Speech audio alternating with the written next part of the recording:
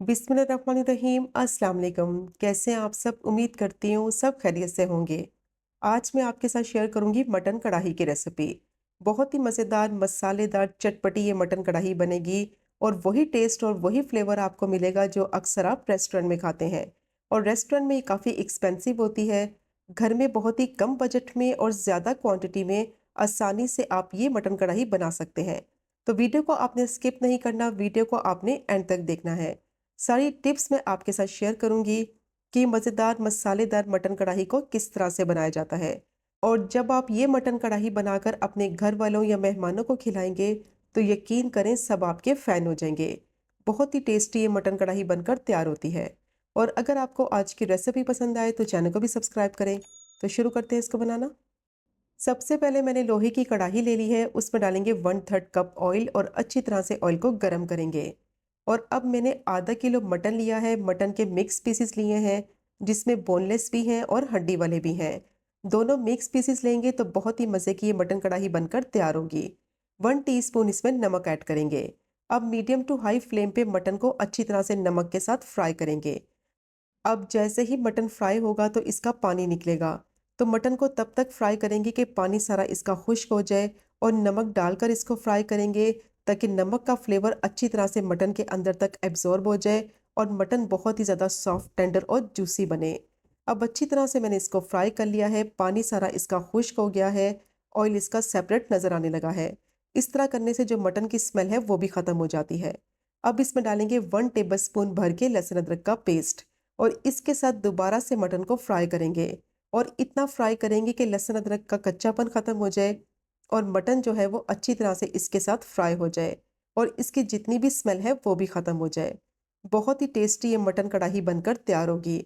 और अगर आपके पास इस तरह की लोहे की कढ़ाई है तो उसमें आप ये मटन कढ़ाई बनाएं। बाज़ार वाले यही कढ़ाई इस्तेमाल करते हैं मटन कढ़ाई बनाने के लिए। इसमें बहुत ही मज़े का टेस्ट और फ्लेवर आता है। अब मटन को मैंने अच्छी तरह से फ्राई कर लिया है लहसुन अदरक के साथ। पानी इसका सारा खुश्क हो गया है, बहुत ही अच्छी खुशबू आ रही है मटन में से। इस तरह फ्राई करने से इसकी जितनी भी स्मेल है वो भी ख़त्म हो जाती है और बहुत ही मज़ेदार सॉफ्ट टेंडर जूसी ये मटन बनकर तैयार होता है। अंदर तक फ्लेवर इसमें एब्जॉर्ब हो जाता है। अब इसमें डालेंगे कुछ स्पाइसेस। हाफ टी स्पून इसमें हल्दी डालेंगे और 1 टीस्पून इसमें लाल मिर्च पाउडर डालेंगे। थोड़ा सा पानी डालेंगे ताकि मसाले जो है वो जले नहीं। अब दोबारा से मसालों के साथ मटन को अच्छी तरह से फ्राई करेंगे। कम से कम 5 से 6 मिनट तक इसको मीडियम टू लो फ्लेम पे फ्राई करेंगे ताकि मसालों का फ्लेवर अच्छी तरह से मटन में आ जाए। तो मसालों की क्वांटिटी आप अपने हिसाब से कम या ज़्यादा ऐड कर सकते हैं।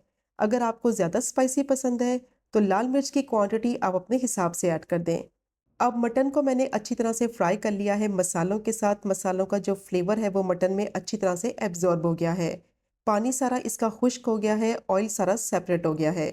अच्छी तरह से मटन को मैंने भून लिया है। अब इसमें डालेंगे टमाटर। आधा किलो मटन के हिसाब से मैंने 3 बड़े साइज के टमाटर लिए थे और एक टमाटर को मैंने 4 से 5 पीसेस में काट लिया था। आपकी मर्जी है, आप एक टमाटर को 2 पीसेस में भी काट सकते हैं।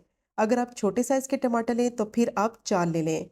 मैंने थोड़े बड़े साइज के लिए थे तो इसीलिए मैंने 3 लिए हैं।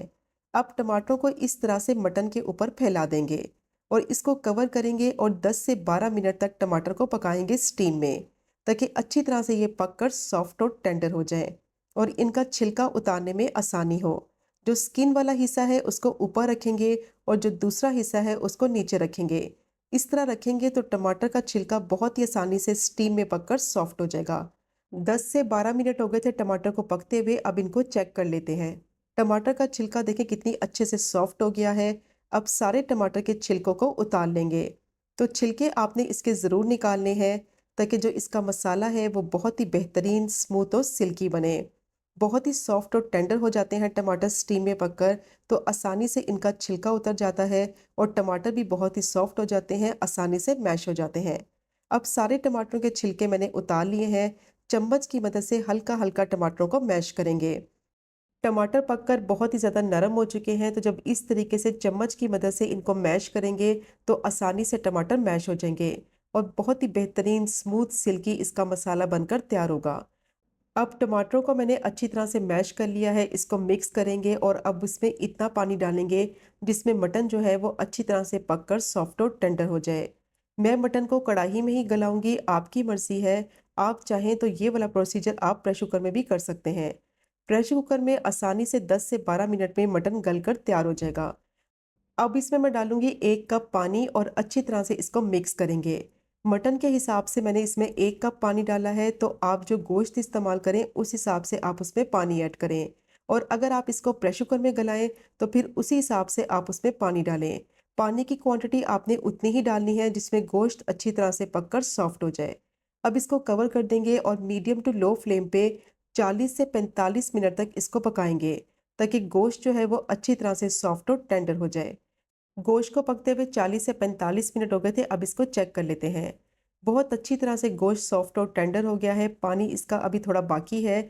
अब मीडियम टू हाई फ्लेम पे इसको अच्छे से पकाएंगे, ताकि पानी इसका सारा खुश्क हो जाए और ऑयल इसका सेपरेट हो जाए। तो कम से कम 4 से 5 मिनट के लिए मीडियम टू हाई फ्लेम पे गोश्त को मैंने अच्छी तरह से पका लिया है। पानी सारा खुश्क हो गया है, ऑयल इसका सेपरेट हो गया है। और अब इसमें डालेंगे 1/3 कप दही और साथ ही इसमें ऐड करेंगे बाकी के मसाले। हाफ टी स्पून धनिया पाउडर, हाफ ही टी स्पून इसमें ज़ीरा पाउडर डालेंगे और हाफ टी स्पून कुटी हुई काली मिर्च डालेंगे। अब अच्छी तरह से मिक्स करते हुए दोबारा से मटन को भून लेंगे, ताकि दही जो है वो अच्छी तरह से मसाले में मिक्स हो जाए और स्पाइसेस जो ऐड किए हैं उनका फ्लेवर मसाले में आ जाए। और तब तक पकाएंगे कि दही का जो पानी है वो अच्छी तरह से ड्राई हो जाए। अब 6 से 7 मिनट तक मीडियम टू हाई फ्लेम पे मटन को अच्छी तरह से भून लिया है। पानी सारा खुश्क हो गया है, मसालों की बहुत ही ज़बरदस्त खुशबू आ रही है और ऑयल इसका सेपरेट हो गया है। अब इसको गार्निश करेंगे हरी मिर्चों के साथ, स्लाइस किए हुए अदरक के साथ और बारीक कटा हुआ हरा धनिया डालेंगे। अच्छी तरह से इसको मिक्स करेंगे और 1 से 2 मिनट के लिए पकाएंगे, ताकि तीनों चीज़ों का फ्लेवर मसाले में आ जाए। बहुत ही बेहतरीन रेस्टोरेंट स्टाइल मटन कढ़ाई बनकर तैयार हो गई है। बहुत ही सिंपल और इजी रेसिपी है और खाने में उतनी ही ज़्यादा टेस्टी होती है। और आप इस मटन कढ़ाई को इसी कढ़ाई के साथ सर्व करें। बहुत ही टेम्पटिंग भी लगेगी और बहुत ही ज़बरदस्त इसकी लुक आएगी। तो ये चेक करें आप इसकी फाइनल लुक। कितनी बेहतरीन मसालेदार ये मटन कढ़ाई बनकर तैयार हुई है, कि इस मटन कढ़ाई की रेसिपी को ट्राई करने के बाद आप रेस्टोरेंट की मटन कढ़ाई खाना ही भूल जाएंगे। बहुत ही टेस्टी ये बनकर तैयार होती है। दावत है, पार्टी है, तो ये रेसिपी आप ज़रूर ट्राई करें। सब आपके फ़ैन हो जाएंगे और आपसे इसकी रेसिपी पूछेंगे। तो ज़रूर ट्राई कीजिएगा ये मज़ेदार सी मटन कढ़ाई की रेसिपी को, जो कि बनाने में बहुत ही आसान और खाने में उतनी ही जायकेदार। और अगर आपको आज की वीडियो पसंद आए, चैनल को सब्सक्राइब करें, वीडियो को लाइक करें और शेयर करें। इंशाल्लाह मिलेंगे अगले कुकिंग व्लॉग में फिर एक नई रेसिपी के साथ। तब तक मुझे अपनी ख़ास दुआ में याद रखें। अल्लाह हाफ़िज़।